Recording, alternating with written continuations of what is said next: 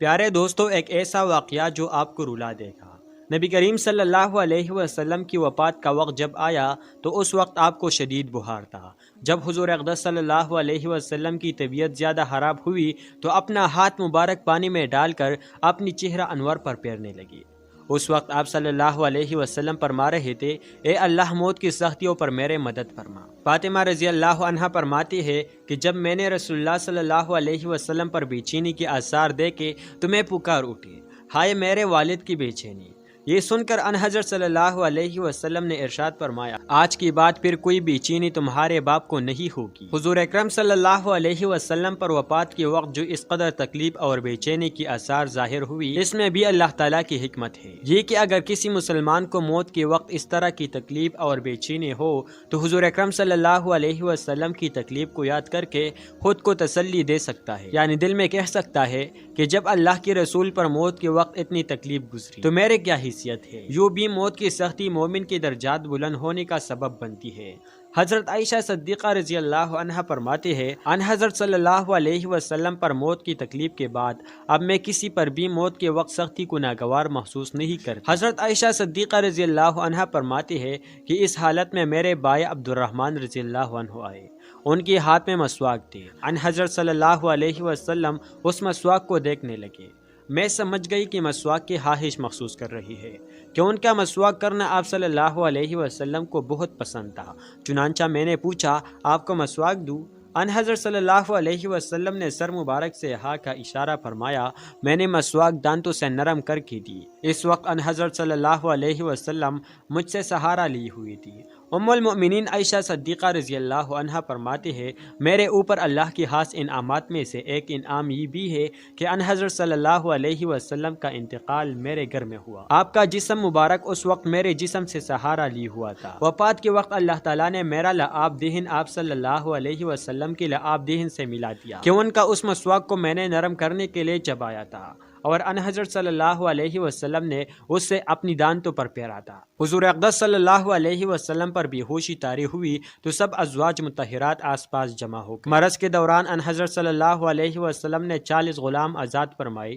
گھر میں اس وقت 6 یا 7 دینار تھی۔ حضور اقدس صلی اللہ علیہ وسلم نے سیدہ عائشہ رضی اللہ عنہا کو حکم دیا کہ ان دیناروں کو صدقہ کر دے۔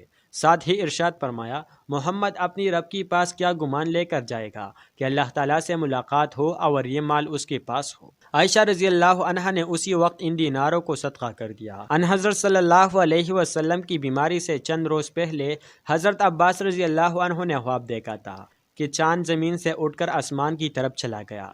انہوں نے حضور اقدس صلی اللہ علیہ وسلم کو خواب سنایا تھا۔ خواب سن کر آپ صلی اللہ علیہ وسلم نے فرمایا تھا، اے عباس، وہ تمہارا بھتیجا ہے، یعنی یہ آپ صلی اللہ علیہ وسلم کی وفات کی طرف اشارہ تھا۔ وفات سے پہلے حضرت جبریل علیہ السلام ملک الموت کے ساتھ آئے۔ انہوں نے عرض کیا، اے محمد صلی اللہ علیہ وسلم، اللہ تعالیٰ آپ کی مشتاق ہے۔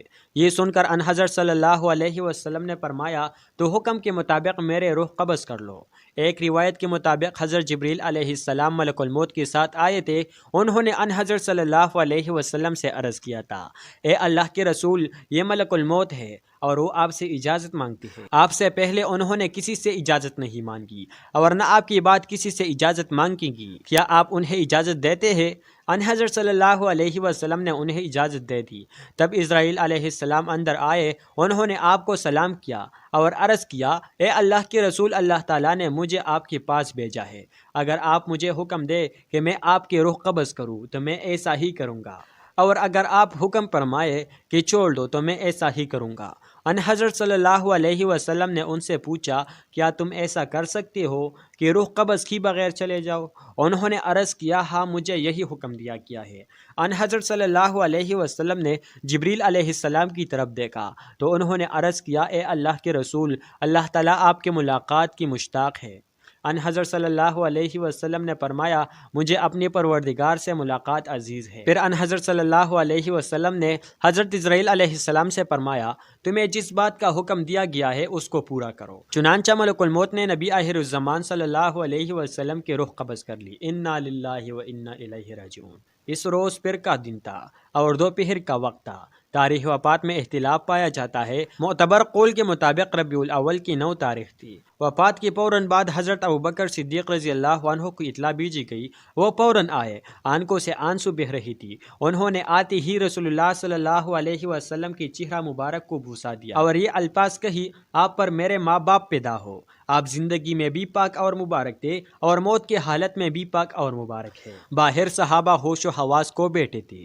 حضرت عمر رضی اللہ عنہ کی حالت اتنی پریشان کن تھی کہ مسجد نبوی کی ایک کونے میں کھڑے ہو گئے اور لوگوں کو مخاطب ہو کر کہنے لگے: اللہ کی قسم رسول اللہ کا انتقال نہیں ہوا، اور اگر کسی نے یہ کہا کہ ان حضرت صلی اللہ علیہ وسلم کی وفات ہو گئی ہے تو میں اس کی گردن اڑا دوں گا۔ حضرت عمر رضی اللہ عنہ غم کی زیادتی کی وجہ سے ابھی یہ باتیں کر رہی تھی کہ حضرت ابوبکر صدیق رضی اللہ عنہ تشریف لائے اور ممبر پر چڑھے۔ انہوں نے بلند آواز میں لوگوں کو مخاطب کرتے ہوئے سورۃ آل عمران کی آیات تلاوت فرمائی۔ اس کا مفہوم یہ ہے: اور محمد رسول ہی تو ہے، ان سے پہلے اور بھی بہت رسول گزر چکی ہے، سو اگر ان کا انتقال ہو جائے یا وہ شہید ہو جائے تو کیا تم لوگ الٹے پھر جاؤ گے؟ اور جو شخص الٹی پیروں پھر بھی جائے گا تو اللہ تعالیٰ کا کوئی نقصان نہیں کرے گا، اور اللہ تعالیٰ جلد ہی حق شناس لوگوں کو بدلہ دے گا۔ حضرت عمر رضی اللہ عنہ فرماتے ہیں: یہ آیات سن کر مجھے لگا جیسے میں نے آج سے پہلے یہ آیات سنی ہی نہیں تھی۔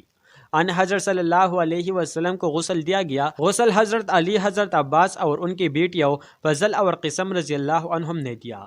حضرت فضل اور حضرت اسامہ رضی اللہ عنہما غسل دینے والوں کو پانی دے رہے تھے۔ غسل کے وقت ان حضرت صلی اللہ علیہ وسلم کی قمیص نہیں اتاری گئی۔ غسل کے بعد ان حضرت صلی اللہ علیہ وسلم کو 3 سفید کپڑوں میں کفن کا دیا گیا، عود وغیرہ کی دونیں دی گئی۔ اس کے بعد آپ صلی اللہ علیہ وسلم کو چارپائی پر لٹا کر ڈال دیا گیا۔ نماز جنازہ کی کسی نے امامت نہیں کی، سب نے علیحدہ علیحدہ نماز پڑھی، یعنی جتنے لوگ حجرہ مبارک میں آ سکتی تھی بس اتنی تعداد میں داخل ہو کر نماز ادا کرتے اور باہر آ جاتے۔ پھر دوسرے صحابہ اندر جا کر نماز ادا کرتے۔ پھر تمام مہاجرین اور انصار نے بھی اسی طرح سلام کیا۔ نماز جنازہ میں سب نے 4 تکبیرات کہی۔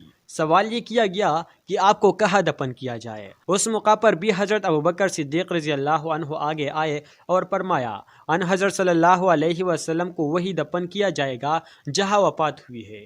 میرے پاس ایک حدیث ہے، میں نے ان حضرت صلی اللہ علیہ وسلم کو فرماتے ہوئے سنا کہ نبی کی روح اسی جگہ قبض کی جاتی ہے جو اس کے نزدیک سب سے زیادہ محبوب جگہ ہوتی ہے۔ چنانچہ یہ بات طے ہو گئے کہ ان حضرت صلی اللہ علیہ وسلم کو اس جگہ دفن کیا جائے۔ اب یہ سوال اٹھا کہ قبر کیسے بنائی جائے، بغلے بنائی جائے یا شق کی؟ اس وقت مدینہ منورہ میں حضرت ابو طلحہ بن زید رضی اللہ عنہ بغل قبر کھودا کرتے تھے اور حضرت ابو عبیدہ بن جراح شق کی قبر کھودتے تھے۔ حضرت عمر رضی اللہ عنہ نے فرمایا: ان دونوں کو بلاؤ، ان میں سے جو پہلے پہنچے گا اس سے قبر بنوا لی جائے گی۔ حضرت ابو طلحہ رضی اللہ عنہ پہلے آئے، چنانچہ بغل قبر تیار ہوئی۔ ایک حدیث کے مطابق ان حضرت صلی اللہ علیہ وسلم نے بھی بغل قبر ہی کا حکم فرمایا تھا۔ حضرت عباس، حضرت علی، حضرت فضل، حضرت قسم اور حضرت شقران رضی اللہ عنہم نے ان حضرت صلی اللہ علیہ وسلم کو قبر مبارک میں اتارا۔ پیارے دوستوں، نبی اکرم صلی اللہ علیہ وسلم کی پیدائش سے پہلے ابرہہ نے خانہ کعبہ پر حملہ کیا، پھر اس بدبخت کا انجام کیا ہوا؟ اگر آپ اس کے بارے میں جاننا چاہتے ہیں تو یہ ویڈیو دیکھ لیجیے۔ پیارے دوستو، آپ کو اس چینل پر اسلامی واقعات، سیرت النبی، اسلامی تاریخ، اگر آپ اسی طرح کی ویڈیوز دیکھنا چاہتے ہیں تو اسی چینل پر آپ کو بہت کچھ ملنے والی ہے، تو ابھی سے یہ چینل سبسکرائب کریں۔ ملتی ہے اسی ویڈیو میں، اللہ حافظ۔